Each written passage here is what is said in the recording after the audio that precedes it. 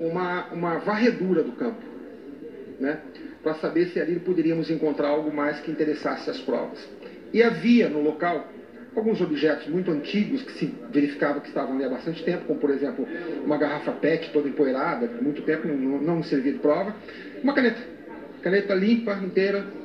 Então o delegado de polícia, Dr. Rubens, que é o chefe das investigações desse caso específico, Dr. Rubens e a sua equipe entenderam que essa caneta estava há pouco tempo ali e que seria preciso pegá-la, amealhá-la como prova, ou possível prova. Essa caneta foi rigorosamente colhida com detalhe para fins de servir de prova. Ocorre que, no momento da prisão do sujeito na sua casa, só fazendo parênteses, é uma caneta dessas comerciais que a gente recebe como brinde, às vezes, de empresas e tal, ok? Muito bem. Fechando parênteses, voltando lá. Na casa dele, no momento em que ele foi preso, os policiais tiveram o tirocínio de perguntar se ele tinha alguma caneta. Ele falou, tenho. E pegou uma caneta para apresentar aos policiais, várias canetas, dentre as quais uma caneta idêntica que foi encontrada no local dos fatos.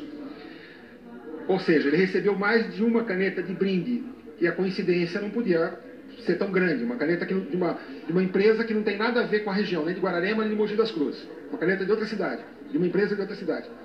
Aí, dizendo para ele, nós conversando com ele, apresentou as duas canetas, falou, mas essa caneta que está apresentando na sua casa, ela é idêntica à que foi encontrada no local do crime.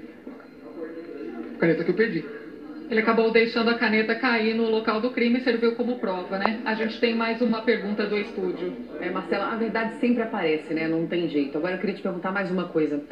Para quem está em casa assistindo a gente agora, infelizmente parece que depois que ele a violentou, né, ela ainda estava viva. E parece que ele tem curso de primeiros socorros e sou um criminoso. E ele verificou e aí então decidiu, enfim, tirar a vida dela.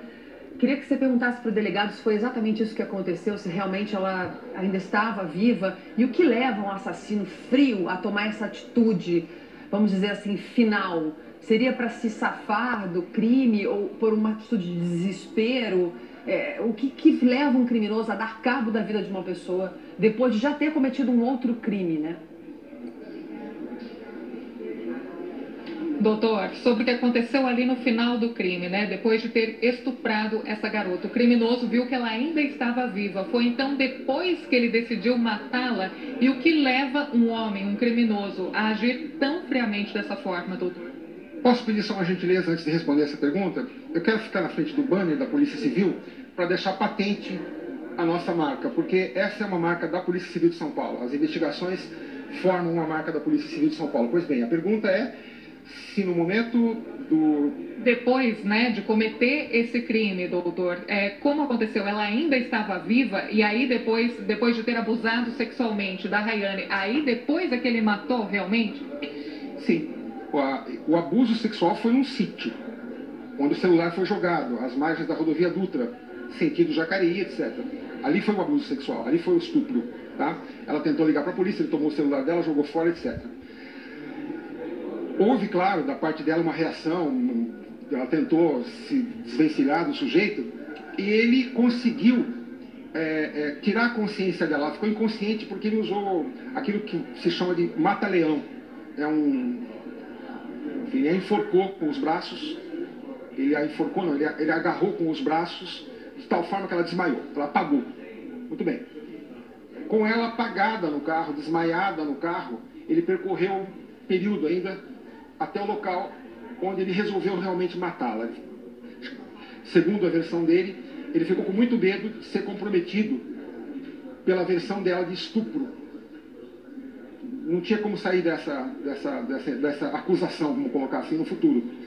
Então, ele optou por matá-la, para se livrar do crime de estupro, das provas do crime de estupro, que seria ela mesma. Aliás, alegações dele também é que no corpo dela já havia, então, esperma dele, né? Havia, enfim. E aí ele a matou nessas condições, então, e num outro sítio. Foi quando ele pegou o cadarço, que é da própria bota dela?